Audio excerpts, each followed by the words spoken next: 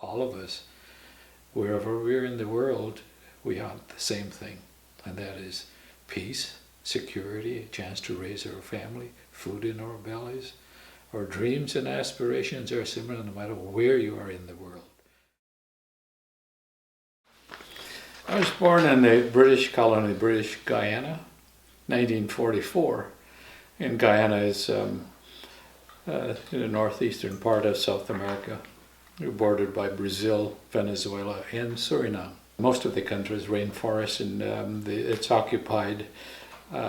Most of the activities are happening in the coastal region, which is about 10 to about 30 miles inland, and the strip is about maybe about 80 to 120 miles. Most of the population lived there. My grandfather on my mother's side came from India as an indentured laborer in 1911. He was about 20 years old when he came. And my dad's side, my great-grandfather came from India. And he came in about the 1870s. And indentureship lasts for 5 years. And they had 2 sessions, meaning 2 groups, so they can go back after 10 years. And until about 1880, most of them stayed after that. When were you first involved with the youth socialist movement? That pretty much when I started, it's probably about 14 or 15 years old when I started high school.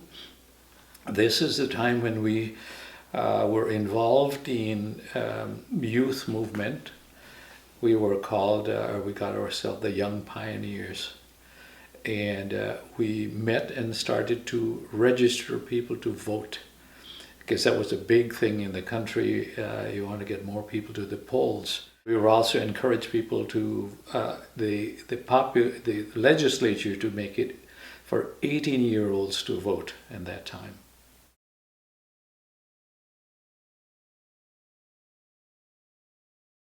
They thought that we were agents of the Soviet Union, that we were aligned with the communist movement, and this was not the case. We were nationalists, and our leaders were nationalists, and what we want was to get off the yoke of the colonial system. And to do that, we had to struggle against the people who owned the means of production and distribution, and those were capitalists from Britain.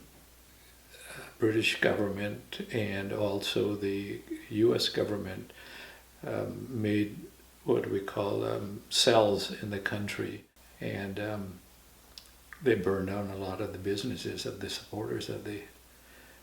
And the idea was to disrupt the country to make sure that the British say, see, you can't govern.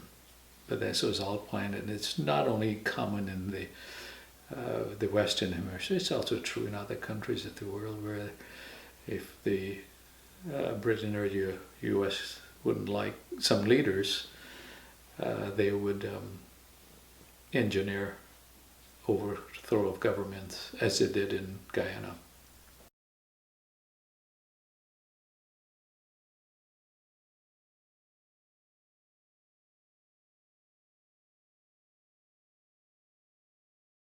The incendiaries were part of our group as well, and it was done selectively, not to harm people, but to, we were called provocateurs, or agent provocateurs, or saboteurs as well. There were those terms used in us. It was not to harm people, but the property, and to make it very difficult for them to not listen to us for wages for the workers, and having unions, because they were totally against unions, and they were called what we called free will employees, no contracts.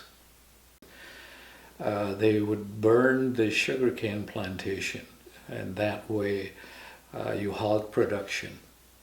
And this was done as a way to get them to listen to the people who were trying to get better wages, better working condition, and sick leave, pension, and so forth. No, learn how to get the workers to get incendiary stuff on the plantation.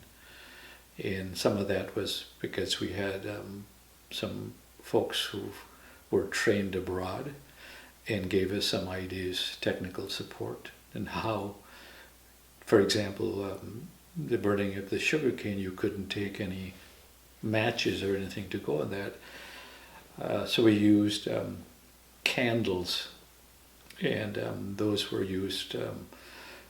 You can set the candle on fire and leave, and then 2 hours later nobody's there, and they're going to be a burning of the plantation. And those candles were hard to find because the people would stick them in their butts.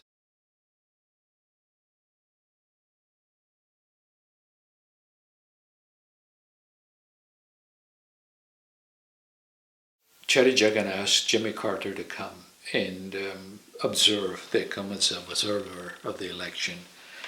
And Jimmy Carter came and observed the election, and the opposition, or the governing party, could not cheat there. So Cherry Jagan won the election fair and square and was able to govern until his death, which was about 5 years later.